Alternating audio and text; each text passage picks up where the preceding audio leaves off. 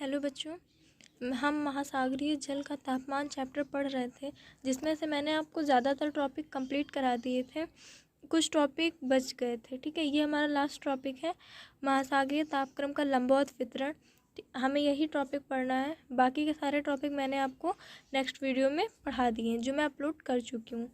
बहुत से बच्चों ने देख भी लिया होगा। हम अपने टॉपिक पे आते हैं। महासागरीय तापक्रम का लंबवत वितरण। ठीक है, महासागरों का सर्वाधिक तापक्रम सतह पर ही पाया जाता है। ठीक है, जो महासागरीय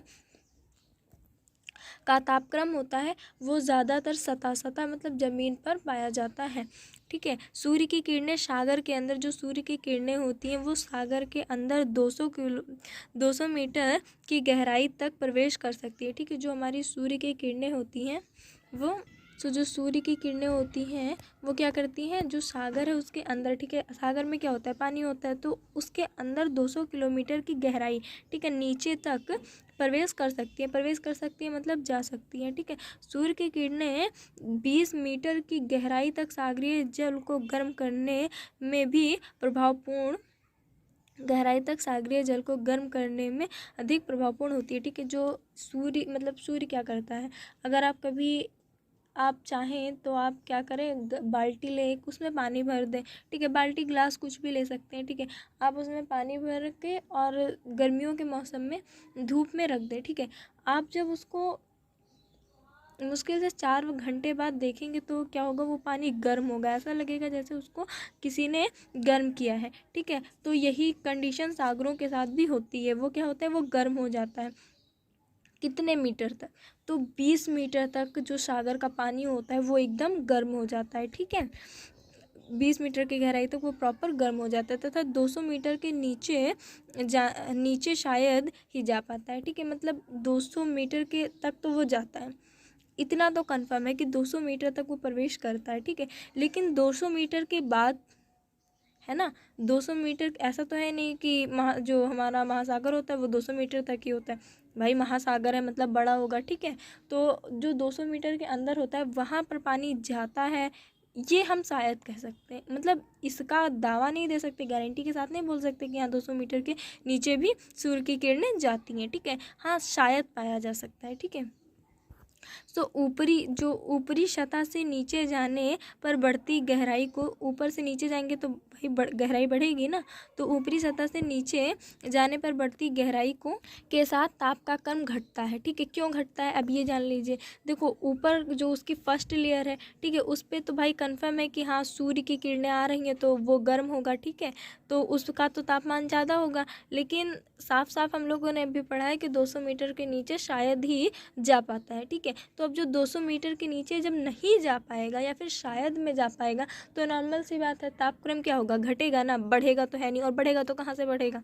ठीक है, तो वो उसके नीचे जाते हैं, 200 मीटर के अंदर हम लोग जाते हैं। ठीक है, तो क्या होता है, तापक्रम घटता जाता है। तो उसको साधारण भाषा में, नॉर्मल लैंग्वेज में बोल दिया गया कि जब हम नीचे चले जाते जाएंगे हमारा तापक्रम घटता जाएगा। ठीक है, परंतु घटने की दर समान नहीं होती है।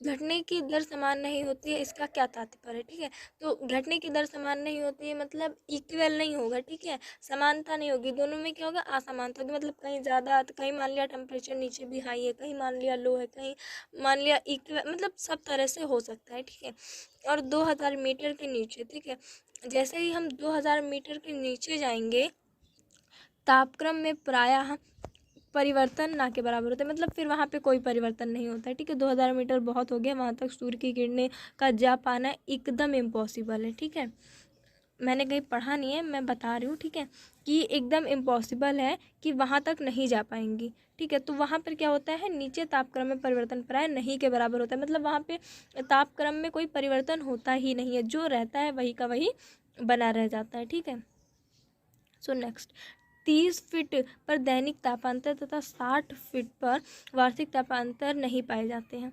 ठीक है, मतलब 30 फीट पर जो हमारा दैनिक तापांतर होता है वो क्या होता है, वो नहीं पाए जाते हैं। ठीक है, क्या होता है, नहीं पाया जाता है। और 60 फीट पर हमारा वार्षिक तापांतर नहीं पाया जाता है। ये सारे क्वेश्चंस जो हैं वो MCQ में ज़्यादातर पूछे जाते हैं। ठीक है, कि MCQ के क्वेश्चंस ऐसे ही बनते हैं।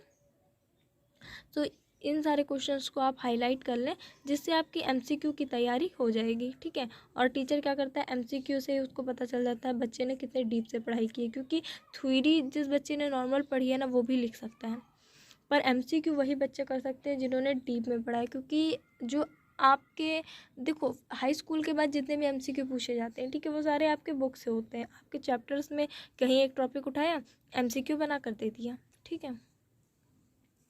सो भूमध्य रेखा से ध्रुवों की ओर गहराई के साथ तापक्रम में गिरावट असमान दर से होती है, ठीक है। भूमध्य जो रेखा है से ध्रुवों की ओर गहराई, ठीक है, ध्रुव की ओर की बात हो रही है यहाँ पे, ठीक है। तो ध्रुव की ओर गहराई के साथ तापक्रम में गिरावट असमान दर से होती है, ठीक है, मतलब इक्वल नहीं होती है, दोनों में असमान दर से होती है, ठीक है। महासागरीय सतह का तापक्रम भूमध्य रेखा से ध्रुवों तक कम होता है, ठीक है। ये चीज़ भी आप हाईलाइट करें, ठीक है, कि जो महासागर की सतह है उसका जो ताप होता है वो भूमध्य रेखा से ध्रुवों तक कम होता है, ठीक है, परंतु सागर नीतल का तापक्रम भूमध्य रेखा से ध्रुवों तक समान रहता है, ठीक है।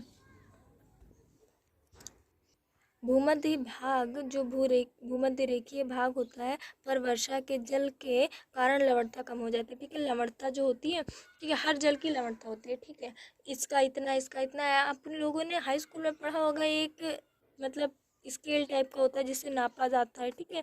तो वो सारी चीज़ें आपने पढ़ी होगी खैर हाई स्कूल में, अगर नहीं पता होगा तो प्लीज़ बताइएगा, मुझे भी बहुत ज़्यादा नहीं लेकिन थोड़ा बहुत तो पता होगा, जितना पता है मुझे मैं आपको उतना समझाने की कोशिश करूँगी, ठीक है। तो जो भूमध्य रेखा भाग पर वर्षा के जल के कारण लवणता कम हो जाती है, ठीक है, इसकी क्या होती है, लवणता कम हो जाती है, ठीक है। सतह के नीचे उच्च तापक्रम तथा उच्च लवणता पाई जाती है, ठीक है। सतह के जब आप नीचे जाएंगे, ठीक है, तो क्या होगा, आपको उच्च तापमान मतलब हाई तापमान, ठीक है, हाई टेम्परेचर एंड हाई आपको क्या ज़्यादा लवणता मिलेगी, ठीक है। जिन क्षेत्रों से सतह का जल बहा लिया जाता है, ठीक है, मतलब क्या करते हैं, सतह मतलब ज़मीन के जो जल होते हैं वो बहा लिए जाते हैं, ठीक है। बहुत लोग क्या करते हैं, समुद्र कोई मतलब नहर वगैरह टाइप के आप लोगों ने सुना होगा गांव वगैरह में, तो वो क्या करते हैं, एक मतलब ऐसा कर देते हैं कि नहर का जल उनके खेतों में आने लगे, ठीक है, तो ऐसा सारा काम किया जाता है, ठीक है। तो और नीचे से जल ऊपर आता है, ठीक है, क्या करते हैं, सतह का जल वो बहा लेते हैं, तो जो नीचे का जल होता है वो ऊपर आ जाता है, वहाँ पर सतह का तापक्रम कम हो जाता है, वहाँ पर क्या होता है, जो सतह होती है उसका टेम्परेचर कम हो जाता है तथा गहराई के साथ ताप का पतन मंद हो जाता है, तथा गहराई मतलब जो गहराई होती है उसके साथ ताप का पतन मंद हो जाता है, मंद मतलब बहुत स्लो हो जाता है, ठीक है, क्या हो जाता है, बहुत स्लो हो जाता है, मंद को स्लो कहते हैं, ठीक है, पतन मंद हो जाता है। सो हमारा सातवां है, कुछ सागरीय क्षेत्र में अधिक गहराई पर भी तापमान अधिक होता है, ठीक है। कुछ ऐसे भी सागरीय क्षेत्र होते हैं जैसे कि अभी हम लोगों ने इससे पहले पढ़ा, उसमें क्या था, कम, किसी में ज़्यादा, ठीक है। तो मतलब ये कोई डिसाइड चीज़ नहीं है, कम भी हो सकता है ज़्यादा भी हो सकता है। तो कुछ सागरीय क्षेत्रों में अधिक गहराई पर भी तापमान अधिक होता है, मतलब गहराई पर भी क्या होता है, तापमान जो होता है, टेम्परेचर जो होता है वो हाई रहता है, ठीक है, बहुत कम नहीं होता है, ठीक है। जैसे लाल सागर, ये फॉर एग्जांपल है, ठीक है, इसके उदाहरण है लाल सागर, भूमध्य सागर आदि। इनमें क्या होता है, कितनी भी गहराई तक आप चले जाएं पर जो टेम्परेचर होगा, तापमान होगा, वो अधिक ही रहता है, ठीक है। ऐसे सागरीय क्षेत्रों में गहराई पर भी अधिक तापमान का मुख्य कारण उनके जल का बाहरी सागरीय जल के साथ मिश्रण न हो पाना है, ठीक है। इसका कारण क्या है भाई, देखो हर चीज़ की वजह होती है, ठीक है। आप कोई भी चीज़ तभी बोलें जब आपको उसके बारे में अच्छी खासी नॉलेज हो, अगर कोई वजह पूछ ले आप ना बता पाएँ, साफ साफ पता चल जाएगा आपने रट के रखा है, ठीक है। तो इसकी वजह क्या है, ऐसे सागरीय क्षेत्रों में मतलब कैसे सागरीय क्षेत्रों में जहाँ पर गहराई पर तापमान पाया जाता है, ठीक है। तो ऐसे सागरीय क्षेत्रों में गहराई पर भी अधिक तापमान का मुख्य कारण, इसका कारण क्या है, ठीक है। तो भाई इसका मुख्य कारण है उनके जल का बाहरी सागरीय जल, ठीक है, बाहरी सागरीय जल मतलब किसी और सागरीय जल, ठीक है, से के साथ मिश्रण ना हो पाना, मतलब वो दोनों मिश्रित नहीं होते, एक नहीं होते, ठीक है। कोई भी बाहरी महासागरीय जल जो होता है इन सागरीय जलों से एक नहीं होता, कौन से, लाल महासागर, ठीक है, इसका सबसे पहला एग्जाम्पल आ गया। ये क्या होते हैं, मिश्रित नहीं होते भी भाई, लाल महासागर ये किसी जल के साथ मिश्रित ना हो पाना, इसका ये नहीं होता है, ठीक है। तो आपका ये चैप्टर कंप्लीट हो गया है, ठीक है। इसमें इतने ही टॉपिक आपके इस बार के सिलेबस में इतने ही टॉपिक सिर्फ दे रखे हैं जितने कि मैंने आपको पढ़ा दिए हैं। अगर इसमें से कुछ टॉपिक बच रहा है, ठीक है, मेरे ख्याल से तो इम्पॉसिबल है, पर हाँ अगर हो सकता है बच रहा हो तो प्लीज़ आप मुझे कमेंट में बताएं। मैं कम से कम टाइम में वो भी आपको पढ़ाने की पूरी कोशिश करूँगी और बहुत जल्दी आप भेजेंगे मेरे पास कि कमेंट में बता देंगे कि हाँ प्रॉब्लम है, नहीं समझ में आ रहा, मैं आपको पढ़ा दूँगी, मुझे कोई प्रॉब्लम नहीं है। बस आपका कोर्स टाइम से कंप्लीट हो जाना चाहिए, ठीक है। तो आप इसकी नोट्स बनाइए, रेडी कीजिए, कुछ ना समझ में आए तो प्लीज़ मुझसे पूछिए और मेरे चैनल को लाइक एंड सब्सक्राइब कर दीजिए। Thank you.